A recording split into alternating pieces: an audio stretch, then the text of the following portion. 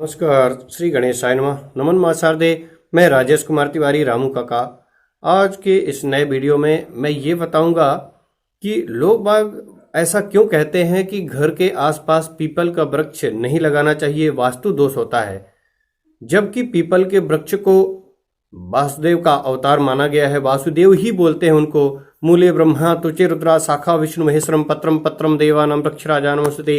अर्थात इसके मूल में, जड़ में ब्रह्मा जी का निवास है, त्वचा में, इसके छाल में रुद्र का निवास है, शाखाओं में विष्णु और महेश का निवास है, पत्रम पत्रम देवानम, पत्तों में अनेक प्रकार के देवता इसमें निवास करते हैं। ऐसे वृक्षराज को हम नमस्कार करते हैं। गीता में भी भगवान श्री कृष्ण अपने मुख से स्वयं कहते हैं, अश्वत्थम सर्ववृक्षाणाम, कि सभी वृक्षों में पीपल मैं हूं। तो आखिर इतने पवित्र पौधे को, जो हमेशा रातों दिन ऑक्सीजन प्रदान करता है, हमारे लिए पूजनीय है, लेकिन घर के आसपास नहीं होना चाहिए। अगर है तो उसको उखाड़ करके कहीं और लगाने के लिए हमें, ऐसा हमारे शास्त्र बताते हैं, नीति ऐसा कहती है। तो आखिर सनातन धर्म में ऐसा क्यों है? इसका कोई रीजन है? वास्तु दोष क्या है?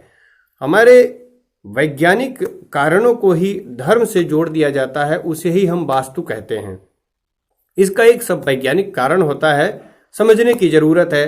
तो पहला तो ये है इसका कारण कि पीपल का जो वृक्ष होता है बहुत बड़ा होता है, उसे घर के आसपास नहीं लगाना चाहिए। नहीं तो उसकी जड़ें नीचे से जाकर के आपके फर्श को तोड़ देंगी और दरारें पैदा कर देंगी, तो इसलिए आपका घर खराब हो जाएगा। दूसरा, इतना बड़ा होता है वो वृक्ष कि ऊपर तक जाएगा, उसमें चील कौए बैठते हैं। चील आदि जितने भी है ऊपर वाले स्थान में, उल्लू है, चील है, सब जितना सबसे ज्यादा ऊंचाई वाले पौधे में बैठते हैं, वही घोंसला बना करके और वहीं से विष्टा करते हैं, नीचे गंदगी फैलाते हैं। हड्डी ले आकर के चोंच में दबा के ले आएंगे, वही घर में छोड़ देंगे। सांप को ले आएगी चील, खा करके वही घर में छोड़ देगी। ऐसी कई घटनाएं हो जाती हैं। इसलिए जो पीपल का पेड़ है, घर के पास कभी भी नहीं लगाना चाहिए। दूसरा क्या है कि इतना बड़ा पेड़ है कि आपके घर में छाया ही छाया रहेगी, कभी भी धूप नहीं आएगी, तो विटामिन डी की कमी होगी, आपके बच्चों को सूखा रोग, रिकेट्स हो जाएगा, बच्चा आपका कमजोर हो जाएगा। फिर पूर्णिमा की रात ही क्यों ना हो, आपके घर में अंधेरा ही अंधेरा रहेगा, उजाला कभी आएगा ही नहीं। तो इस तरह से कई कारण ऐसे होते हैं कि पीपल के वृक्ष को घर के आसपास नहीं लगाना चाहिए। और एक कारण देखिए कि जैसे हम अनाज भंडारण करते हैं, अनाज भंडारण वास्तु बोलता है कि नैऋत्य कोण में करें, क्योंकि सूरज पूर्व से निकलता है और दक्षिण की तरफ ऐसे जाता है, तो उसी तरफ ज्यादा से ज्यादा सूर्य का प्रकाश मिलता है और अनाज सूखा रहता है, ड्राई रहता है, इसलिए उसका भंडारण वही करना चाहिए। शयन कक्ष भी वही नैऋत्य कोण में ही होना चाहिए। तो उसका भी यही कारण है। तो अब हमारा जो अनाज भंडारण है उसमें हमेशा ही नमी बनी रहेगी, क्योंकि पीपल का बड़ा पेड़ है, धूप कभी उधर आएगी नहीं, नमी बनी रहेगी, तो मक्खी और मच्छर हमेशा पैदा होते रहेंगे। टीबी आदि जैसी बीमारियां होती रहेंगी, क्योंकि मच्छर मक्खी सब नमी से ही पैदा होते हैं। जीव जंतु भी, सांप बिच्छू आदि निकलने लगे।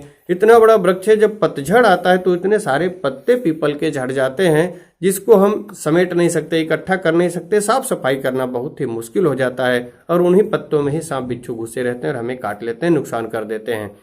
तो ये भी एक कारण है कि पीपल के वृक्ष को घर के आसपास कभी भी नहीं लगाना चाहिए।